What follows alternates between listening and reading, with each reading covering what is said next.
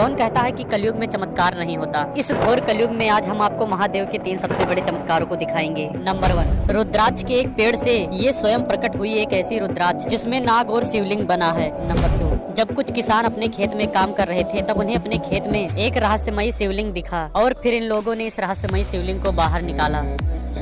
Number 3, Himachal Pradesh में एक बहुत पुराने शिव मंदिर में जब ईंटों ने साथ छोड़ दिया तब प्रकृति ने इस मंदिर को संभाला। महादेव के इतने चमत्कारी दर्शन करने के बाद आज कोई घमंडी ही होगा जो कमेंट में हर हर महादेव लिखकर इस सनातनी चैनल को